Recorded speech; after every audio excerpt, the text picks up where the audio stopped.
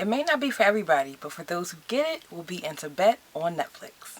Adapted from the anime Kakegurui, Bet follows the students at St. Dominic's prep/boarding school where legacy and fortune is highly regarded, but your gambling skills rank superior. The school's hierarchy is upturned when Yumeko, a mysterious transfer student, arrives from Japan with a dark secret and a gambling addiction that puts her on the hit list of the powerful student council consisting of Mary, Suki, Dory, Riri, and led by Riri's sister, Kara. A house pet, their words, not mine, named Ryan becomes one of Yumeko's first and closest friends at St. Dominic's as he gives her the lowdown of how things are run at the school. But Yumeko is really there on a quest for revenge, but her presence threatens to overturn the traditional system of the school. Bet came out on Netflix on May 15th with 10 episodes running no longer than 40 minutes each,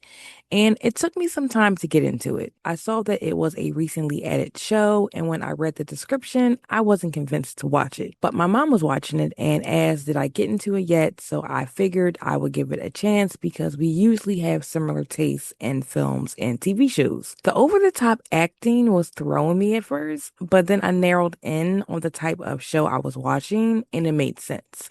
I'm not an avid anime watcher. I did watch Sailor Moon and Pokemon growing up, but I was watching it because I thought it was cool, and I didn't even know that was considered anime. Bet has that similar style, or as much as you can do with a live action. Bet also reminded me of Scott Pilgrim versus the World stylistically, but this isn't the first time Kakaguri got a live action remake. The animated series and the Japanese live action are both on Netflix. Like I mentioned before, it took me some time to get into Bet, but not having anything to compare it to, I dug it. I think the cast was great. It was a bunch of new faces I never saw before, and I was obsessed with the costumes. The wardrobe was so tea, especially Mary's variations of her uniform. I loved everything Mary had on and loved anytime she was on screen. And the cast was very striking. The girlies were gorgeous, and I like looking at pretty people, so maybe that was a key factor in keeping me hooked.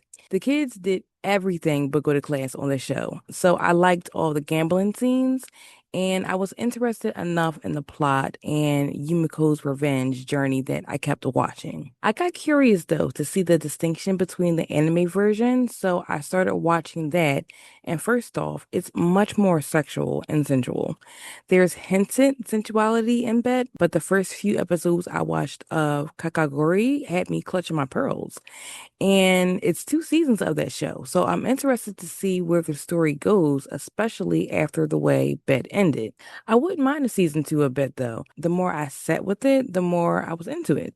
I would love to see Yumiko and Kira joining forces. I want to see Riri's face. And if Michael and that thrown off joint with the eye patch become a thing. I thought the moments between them were really funny and cute. All 10 episodes of Bet are streaming now on Netflix, so I want to know what you think. If you watched Bet on Netflix, how did you enjoy the show? Or if you were a fan of the original series, how did the adapted version work for you?